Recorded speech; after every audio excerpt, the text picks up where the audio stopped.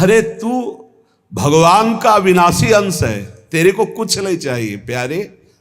तू शरीर भाव में स्थित हो गया इसलिए चाहिए, कुछ नहीं चाहिए। जिस दिन जो ठान लेगा वैसे ही होगा। कई वर्ष अन्न नहीं पाया गया।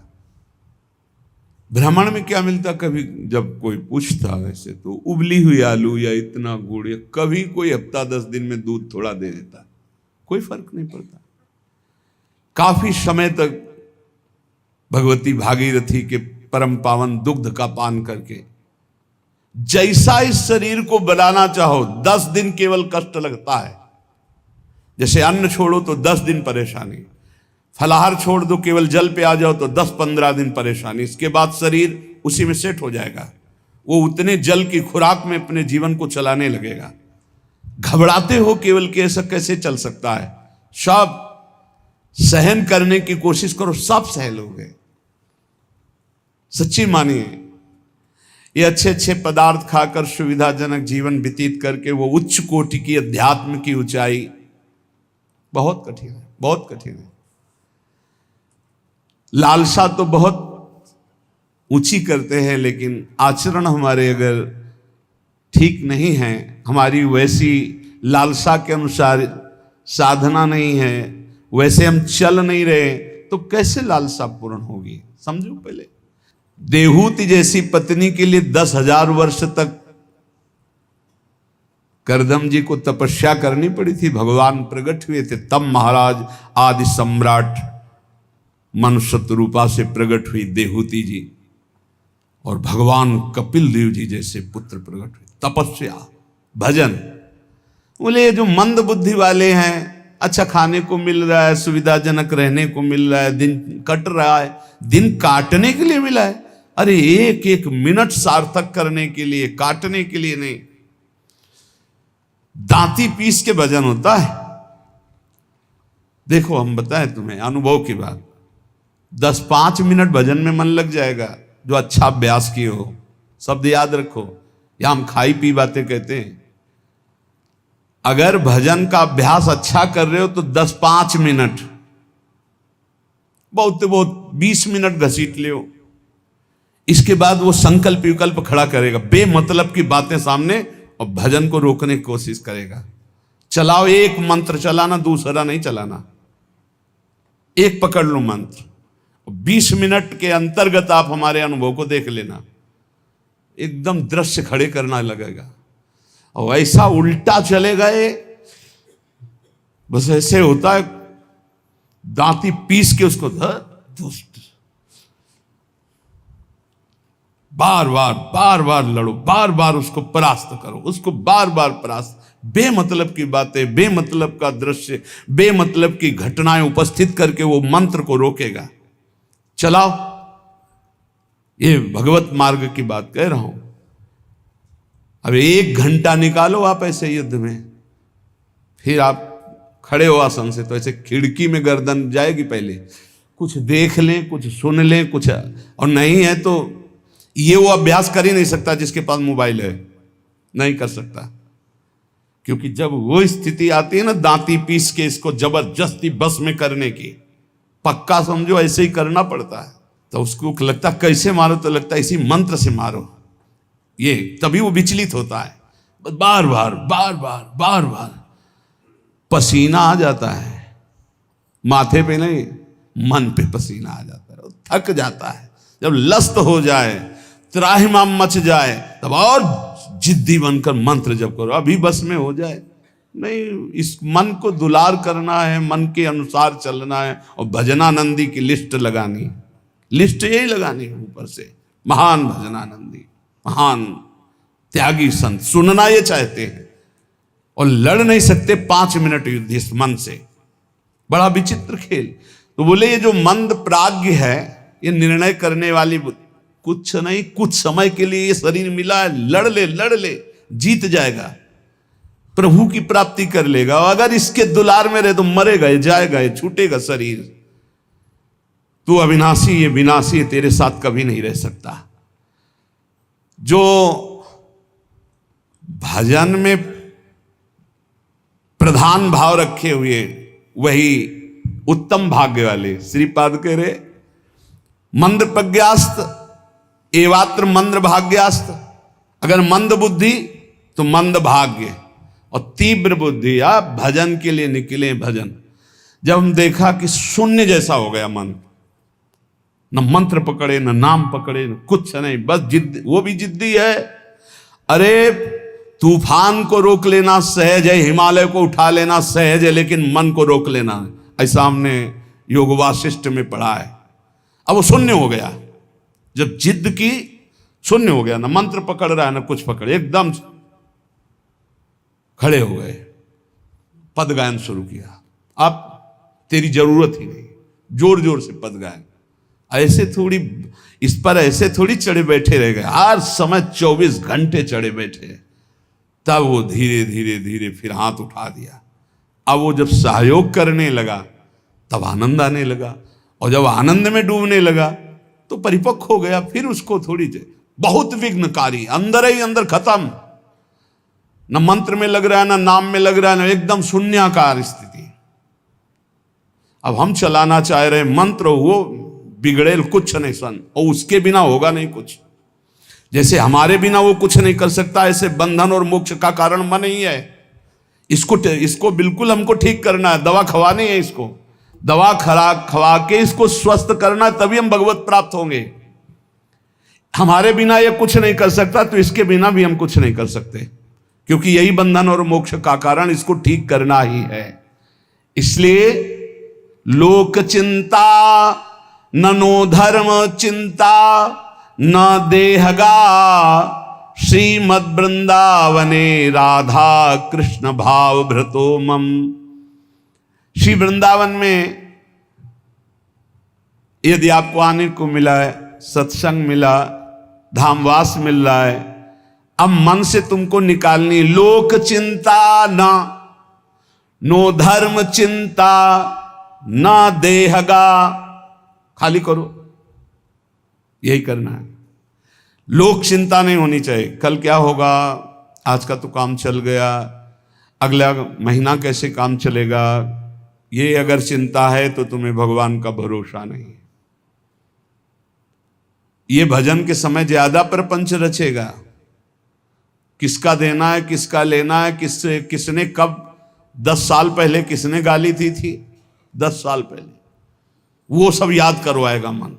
मन जलेगा, उसने ऐसा क्यों कहा था, उसने तब पकड़ो कि इस समय मंत्र जपने के लिए बैठे हुए, प्रपंच करने के लिए बैठे हुए। नहीं देखो ना, यही करता है। आप जब बिल्कुल एकाग्रता पूर्वक टीवी देखते हुए तो फिर बढ़िया है, फिर कोई परेशानी नहीं। एक कुर्सी में और आदमी बैठा लो, फिर माला ले लो, कोई परेशानी नहीं। ये हम उनकी बात कह रहे हैं जो असंगोहम, असंग होकर मंत्राकार वृत्ति कर रहे हैं, उनकी। तब इसकी असलियत समझ में आती कि मन हमारा इस समय दोस्त है या दुश्मन। भजन के एकदम विरुद्ध खड़ा हो जाता है। लोक चिंता, और फिर क्रियाओं की भी चिंता करो, भजन हो जाएगा, अभी तो वो करना है, अभी वो करना है। वो जिस समय भजन में बैठो उस समय ये सोच लो कि अगर आसपास आग लग जाए तो भी हम नहीं उठेंगे। आसपास आग लगी हो तो भी नहीं उठेंगे। योगक्षेमम वहाम में हम करने वाले भगवान मुझे उठाए आके या आग को शीतल करें, उनका विषय है। और सच्ची कहते हैं यदि जब चल रहा है तो अग्नि की भी ताकत नहीं कि आपके रोम को झुलसा दे, यदि सत्य भाव में स्थित हो। प्रहलाद जी को आग में झोंक दिया गया, कबीरदास जी को आग में झोंक दिया गया, कुछ नहीं हुआ, क्योंकि आग में जो दायिका शक्ति है वो प्रभु के द्वारा दी गई है, प्रभु ने ही प्रकट की है। पूरी लंका जल गई, हनुमान जी महाराज की पूंछ के बार में भी झुलसन नहीं हुई। क्यों? ताकर दूत अनल जय सिरजा, जरा न सोते कारण गिरजा। बोले उनके दूत हैं जिन्होंने अग्नि का सृजन किया है, अग्नि की रचना की, जिन्होंने अग्नि को प्रकट किया है, अग्नि में जो दाहिका शक्ति दी है। लोक चिंता ना, अगर आपको भगवत प्राप्ति करनी है तो तुम्हें कल की चिंता नहीं करनी। अभी वर्तमान में जो कर्तव्य है, भजन, मन को परमात्मा तत्व में लगाना, और शरीर से जो भी क्रियाएं हों, कुछ समय तो ऐसा रखो जो क्रियाहीन भजन हो। शांत, हम तो कहते माला भी मत लो उस समय, ईमानदारी वाला भजन कह रहे हैं। शांत बैठ जाओ, बस केवल आंखों के सामने मंत्र चलाओ, चाहे आंख बंद करके चाहे खुला करके, और बस देखो ये कहां जाता है। जहां जाए फिर इसको दौड़ा के लाओ इसी मंत्र पे, जहां जाए फिर दौड़ा के लाओ बार बार। मंत्राकार वृत्ति 10 मिनट ऐसा साधन करोगे तो कई घंटे के भजन का फल मिल जाएगा। देखते हुए 10 मिनट भजन करोगे तो कई घंटे जप का फल मिल जाएगा। बहुत प्रभाव है मानसिक चिंतन करते हुए मंत्र जपने का। पर उस समय लोक चिंता ना, और ना धर्म चिंता कि अभी हमारा ये कर्तव्य है, उस समय नहीं। और ना देहेगा, अरे बड़ा दर्द हो रहा है, ये दर्द हो रहा है, वो दर्द हो रहा है। तुम्हारे किसी के दर्द तो कभी कभी होता होगा, हमारा दर्द का तो संबंध हो गया है, दर्द से हमारा तो संबंध हो गया है। जैसे तुम्हारा स्वाभाविक कभी बुखार आदि आवे तो शरीर में पीड़ा होती ना, ऐसी हमारे तो रोज बनी रहती है। इसके ऊपर उठे तब कांखना हो आएगा कि बहुत दर्द हो रहा है, फिर ऐसा आएगा। जितना तुम्हें कांखने पे आता है उतना तो रोज हमें रहता है, उतने का तो अभ्यास है इस शरीर को। उसके ऊपर जब होता है तब पकड़ के चलने की बात आती है। देहगा, और आप सच्ची मानो ऐसी स्थिति में भी गुरु कृपा से, गुरु प्रसाद से जो बैठने की, जो टहलने की, जो चिंतन की दिनचर्या, उस पर कोई फर्क नहीं। वैसे ही देह की भी चिंता नहीं करनी, धर्म की भी चिंता नहीं करनी, लोक की जीवन की भी चिंता नहीं करनी। कूद पड़ो, इस मार्ग में कूद पड़ो, खजाना ही खजाना हाथ में आ जाएगा। श्रीपाद कहते हैं जब कोई ऐसे भजन करता है तब उसके अंदर भावना श्यामा श्याम की जागृत होती है। तब भावोत्सवेन भजताम रसकाम धेनुम। संत वाणी, महापुरुषों का प्रत्येक वचन भगवत प्राप्ति के लिए बहुत अमृतमय सहायक है। कह रहे हैं अंधी करोमि भुवनम बधरी करोमि धीरम सचेतन मचेतनताम नयामि कृत्यम न पश्यति नयेन हितम शृणोति धीमान धीतमति न प्रतिसंदधाति। जो व्यक्ति बात बात पे क्रोध करता रहता है वो अपने भजन को छीण कर देता है, उसका भजन फलदायी नहीं हो पाता। अंधी करोमी, वो अंधा हो जाता है और ऐसे बात बोल देता है, ऐसी क्रिया कर देता है, ऐसी चेष्टा करता है, ऐसा संकल्प बना लेता है, उसका भजन क्षीण हो जाता है। क्रोधी पुरुष का भजन क्षीण हो जाता है, वो भगवत प्राप्ति कराने में समर्थ नहीं होता। अंधी करोमी भुवनम बधरी करोमी, गुरुजन उसे बोले समझावें तो उसको गुस्सा आ जाएगा, वो बहरा हो जाता है, उनकी बात नहीं सुन, वो अंधा हो जाता है, वो चेतन होते हुए जड़ हो जाता है। बस वो मैं ऐसा कर सकता हूं, मैं ऐसा कर दूंगा, वो अपने परम कर्तव्य को भूलकर अहित की बात बोलना लगता है, गाली गलौज करना। इसलिए बुद्धिमान पुरुष को चाहिए, जो भगवत प्राप्ति करना चाहता है, इस क्रोध रूपी शैतान से बचे। ये आ गया तो ना गुरुजनों की बात सुनेगा, ना देखेगा, ना समझेगा, जड़ जैसा हो जाएगा और बहुत गंदी गंदी बातें बोलने लगे, गाली गलौज, अपराध प्रवृत्ति, हिंसा आदि। जो उपासक भगवत प्राप्ति करना चाहता है, इस क्रोध से बचे।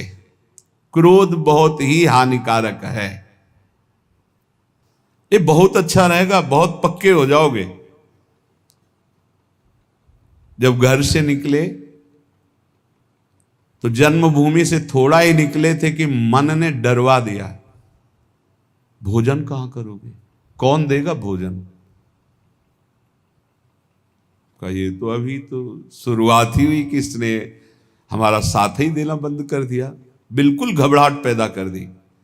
कहां रहोगे, कौन तुम्हारा पालन पोषण करेगा, कौन तुम्हारी रक्षा करेगा। इतने प्रश्न उठा दिए पर कदम नहीं रुका, खड़े नहीं हुए, भागे।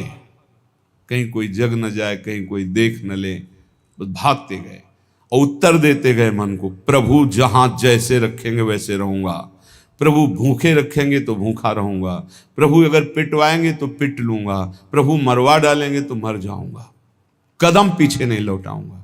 पता नहीं पूर्व का कुछ होगा ऐसा। वही शब्द पूरे जीवन भर उत्तर देता रहा इस मन को।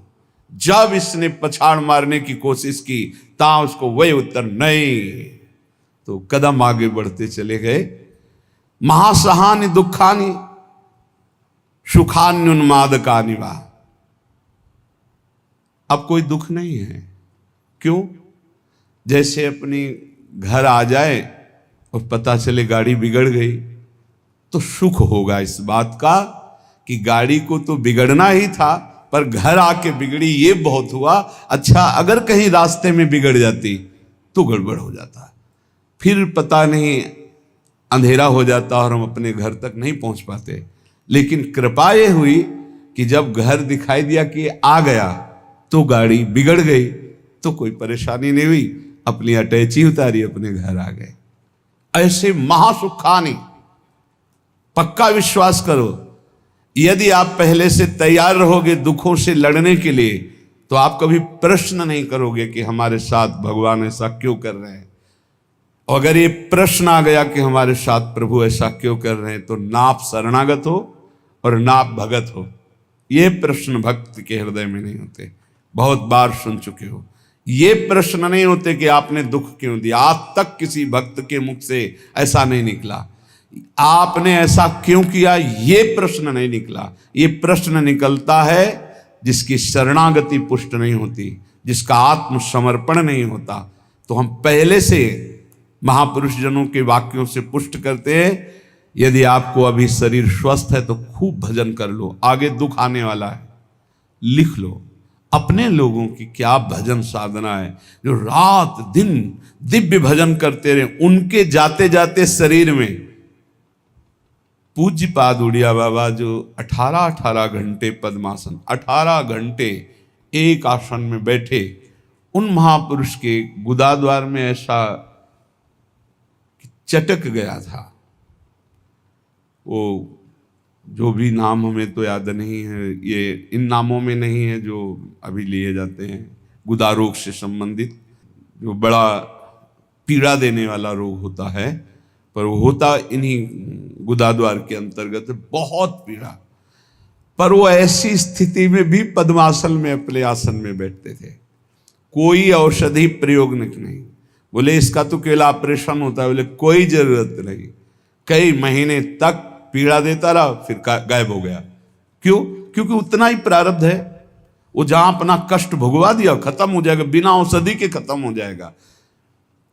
हिम्मत रखना।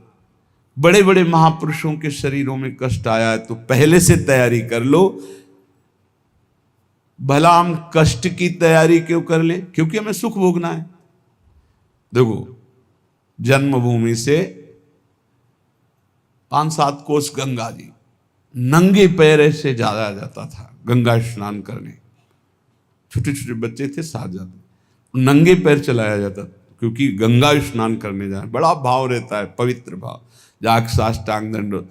तो ये गर्मी सहते हुए नंगे पैर जा रहे हैं, गंगा स्नान करके फिर नंगे पैर आ रहे हैं। क्यों? क्योंकि गंगा जी पाप हारणी है। पाप नष्ट होगा तो क्या होगा? बोले सुख मिलेगा। सुख की लालसा से इतना कष्ट सह जा, निर्जला एकादशी रह रहे हैं, एक बूंद पानी नहीं पी रहे, कष्ट सह रहे। ये कष्ट क्यों सह रहे हैं? बोले इससे भगवान की भक्ति मिलेगी, पाप नष्ट होगा, हृदय में शांति सुख मिलेगा, धर्म बनेगा। जानबूझ करके जो कष्ट सहा जाता है, उससे जो जानबूझकर पाप किए गए वो भस्म हो जाते हैं।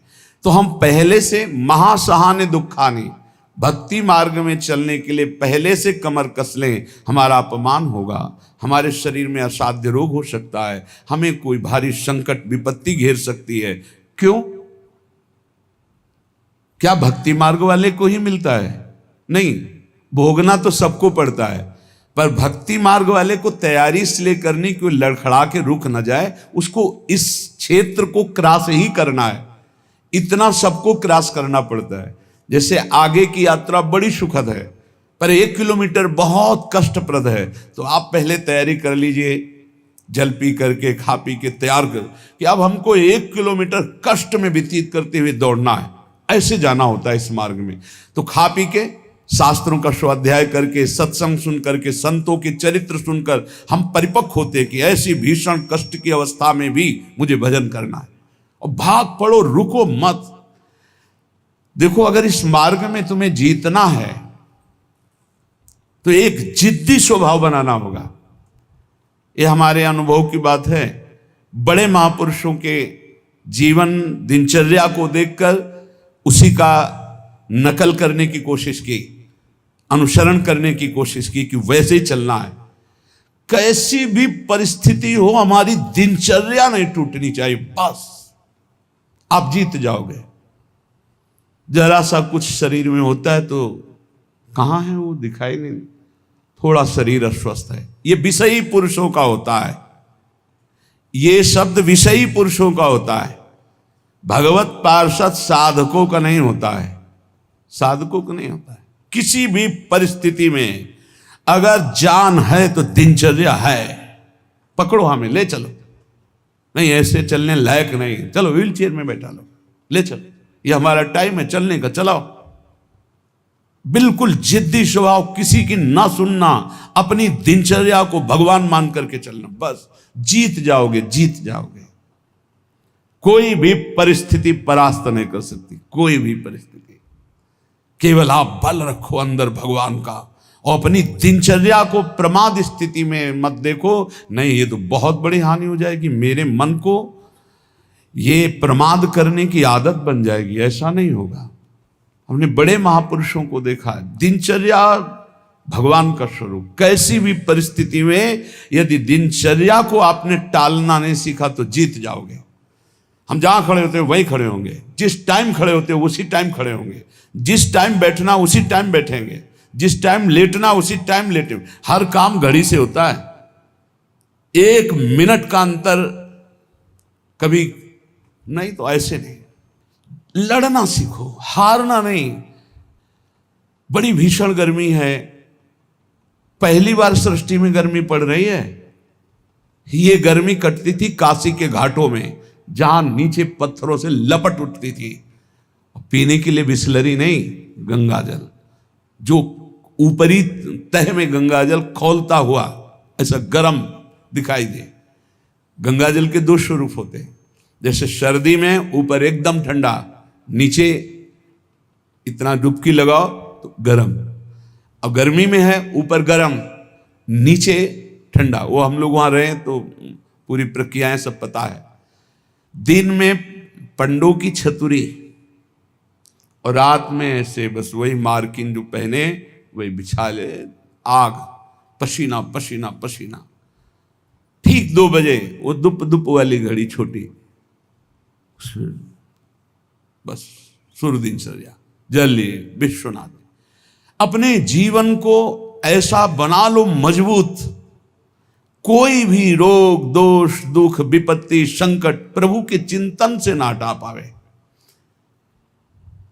वो देखते हैं, प्रभु देखते हैं मेरे लिए कितना समर्पण है, मेरे लिए अब तो कष्ट है ऐसा। आप आराम से शयन करना सीखे अगर, तो आप साधक नहीं हैं। आज तक कभी चलो सोया जाए ऐसा दिमाग में रख के नहीं लेटा गया है। करवट लिए बैठो, मंत्राकार वृत्ति, सीधे लेटे मंत्राकार वृत्ति। अब जब आ गई नींद, आ गई, अपने समय से फिर उठ गए। हम सोने के लिए नहीं लेटते, हम लेट कर भी भजन करते हैं, भजन के लिए लेटते हैं। हम इसलिए बता रहे हैं कि इसको पकड़ो, यही तुम्हारी लड़ाई है। जब तुम खाली लेटोगे सोने के लिए तो काम वेदना और नाना प्रकार के विषय चिंतन उस समय हावी होंगे। और जब तुम भजन करते हुए भजन की वृत्ति में लेटोगे तो लेटे लेटे मंत्र सुन रहे हो, भजन कर रहे हो, कब सो गए आपको पता नहीं चला, निर्विकार स्थिति में। और जब जगोगे तो निर्विकार स्थिति में। और ऐसी स्थिति में जब स्वप्न आएंगे तो निर्विकार भजन वाले महापुरुषों का सानिध्य, भगवत प्रेमी संतों का संग। कैसे तुम्हें बताएं, एक से एक कोई दिन ऐसा नहीं जिस दिन एक से एक महापुरुषों का मिलन ना हो, एक से एक महापुरुषों का मिलन। क्यों? भगवान सब रूपों में है, उन्हीं की शरण में, उन्हीं का निरंतर चिंतन है, तो वो अपने भक्त का मनोरंजन करते हैं। भक्तों का मनोरंजन किससे होता है? भगवान से। भक्त जन मनोरंजन भगवान का नाम। तो कैसे मनोरंजन? जैसे आदमी थक जाता है तो बोले अब ये लगाओ थोड़ी देर देखे, तो भक्त को विश्राम देने के लिए भगवान क्या करते? स्वप्न में अपनी दिव्य लीलाएं, कभी किसी भक्त का सानिध्य, कभी वो जगह परमानंद में डूब रहा है, आज तो हमें कबीरदास जी के दर्शन हुए, आज तो हमें महापुरुष के, आज राधा बाबा के एकदम आनंद मगन, आज तो प्रभु देखो कैसी ये लीला दिखाई, बड़े बड़े दिव्य भाव। कब? जब शयन करने के लिए शयन नहीं कर रहे, भजन करते हुए शयन कर रहे। जितना हमारा समय है लेटने का, बस उतना ही समय है, उसके अलावा नहीं। थक गए होगे आप, लेट जाओ। आसपास जैसे सेवा में जो रहते हैं, हाँ ठीक लेट जाएंगे, अभी 35 मिनट है लेटने वाले समय को, फिर खड़े हुए 4 कदम चल के आए, फिर बैठ गए, आप पूरा हो जाए, आप बिल्कुल समय हो गया। कांटे पे समय आया लेट गए, कांटे पे समय आया उठ गए। इससे आपको वो पावर मिलेगा जो आपको परास्त नहीं कर सकता। जब साधक के सुनते हैं कि थोड़ा स्वास्थ्य आज अनुपस्थित इसलिए हैं, साधक का मतलब होता है कि उठ के चल ना पावे तो ए भाई हाथ जोड़ो 2 जनों से, हमको उठा के वहां ले चलो। उपस्थिति अनिवार्य है, हम वहां उपस्थित रहेंगे, हमारा इस समय उपस्थित रहने का है। बैठ नहीं पाएंगे तो सीढ़ी में लेट के सुनेंगे, लेकिन हम वहां उपस्थित रहेंगे। ऐसा जब जिद्दी स्वभाव होता है तब माया मां की तरह दुलार करती, कहती निकल जाओ। तो महासहानि दुखानि, ऐसे किसी के विषय में अगर जानना है तो या तो सोई जाने जे देव जनाई, और या हर समय रात दिन उनके साथ रहो तो जान सकते हो। बाहर ही नहीं, बाहर से तो आप केवल कुछ समय के दृश्य को देखोगे, अपनी बुद्धि के तराजू में तोलोगे तो तुम्हारी बुद्धि कितनी है वो तुम हरि जाने। महासहानि दुखानि, ये शब्द बहुत अमृत है। यदि ऊपर उठना है तो इस शब्द को गले लगाना पड़ेगा। भगवत मार्ग में चलना है तो इस शब्द को गले लगाना पड़ेगा, महासहानि दुखानि। तब आगे आएगा सुखान्युन्माद का निवा, महान उन्माद प्रकट करने वाला सुख मिलेगा। फिर वृंदावन दृढ़ प्रीति, प्रिया प्रीतम से, वृंदावन से, नाम से दृढ़ प्रीति प्रकट हो जाएगी। खत्म संसार चक्र। श्रीमद वृंदाटवी कुंज पुंजे नित्य विहारिणौ, गौर श्याम महाश्चर्य किशोरौ मम जीवनौ। श्री वृंदावन के निकुंजों में जो नित्य विहार करने वाली गौर श्याम महाश्चर्य में जोड़ी है, यही मेरा जीवन है, यही मेरा सर्वस्व है। मंद प्रज्ञास्त एवात्र मंद भाग्यास्त एव ही, ये वृंदावन माश्रित राधा कृष्ण न भेजी रे। स्वामी अनंग बोधाश्रम स्वामी जी, देखो ऐसी धूप में रेत कैसी होती जानते हो? जैसे चना डाल दो तो भून जाए, ऐसी रेत होती गंगा जी की। हम चले हैं, उस पे रहे हैं, पैर रखो तो ऐसा लगता है जैसे तपते हुए तवा में रख दिया। जो जहाँ शुष्क रेत है ना, एकदम सूखी रेत, वो बिल्कुल भुनी हुई, ऐसे लगते है कि बस अन्न डाल दो तो लावा बन जाए, भुन जाए, ऐसी रेत। और आप दिगंबर उसी में रहते थे, रात दिन 24 घंटे। जैसे दोपहर में कोई बहुत दया करके भिक्षा देने जाता, अरे स्वामी जी, अरे पैर रखते नहीं बोलता, ऐसे कह देते, ऐसे रेत लेते, ऐसे फिर अच्छा खड़ा हो जाया शीतल। और आपकी त्वचा ऐसी, जैसे कहने में अशुद्ध लगता है, जैसे पशुओं की त्वचा होती, ऐसी त्वचा हो गई थी।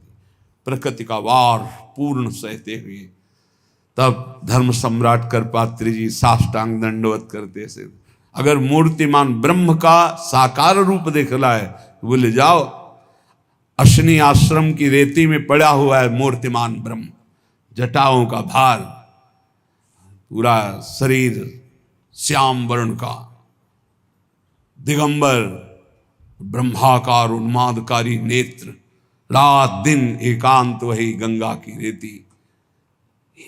महापुरुषों ने भगवत प्राप्ति के लिए, ब्रह्मबोध के लिए इस देह भाव का पूर्ण विस्मरण कर दिया। प्राया सुकृतिनामर्थे देवायांति सहायताम अपंथानम तु गच्छन्तम शोदरोपि विमुंचति। जब कोई सही मार्ग में चलने लगता है, दूसरों को सुख पहुंचाने की बात बोलता है, तो दैवी शक्तियां उसकी रक्षा में हो जाती हैं। वो अकेला नहीं रहता। जब कोई धर्म से चलता है, नाम जप करता है, दूसरों को सुख पहुंचाने की बात सोचता है, तो भागवतिक दैवी शक्तियां उसकी सहायता में हो जाती हैं। और जब कोई कुमार्गगामी होता है, अपंथानाम तु गच्छन्तम, गंदे आचरण में चलता है, तो उसका अवसर पर सगा भाई भी साथ नहीं देता है। दैवी शक्तियों की तो बात क्या जाने दो। अपंथानाम तो गच्छन्तम सोदरोपि विमुंचति, जो उदर से, उसी उदर से प्रकट हुआ सगा भाई, वो भी त्याग कर देता है, उसका कोई साथ नहीं देता। इसलिए प्रायः सुकृति नाम अर्थे देवायांति सहायतम, सुकृतिवान बनो, धर्म मार्ग में चलने वाले बनो, भगवान नाम स्मरण करने वाले बनो, सब दैवी शक्तियां तुम्हारी सहायता करेंगी बिना मांगे। कुमार्गगामी बनोगे तो दैवी शक्तियों की बात जाने दो, तुम्हारा कोई मित्र भी, तुम्हारा सगा भाई भी तुम्हारा साथ नहीं देगा, उसको भी रोक दिया जाएगा। भागवतिक सिस्टम बाधा पहुंचा देगा, वो तुम तक पहुंच ही नहीं पाएगा। कुमार्गगामी मत बनो।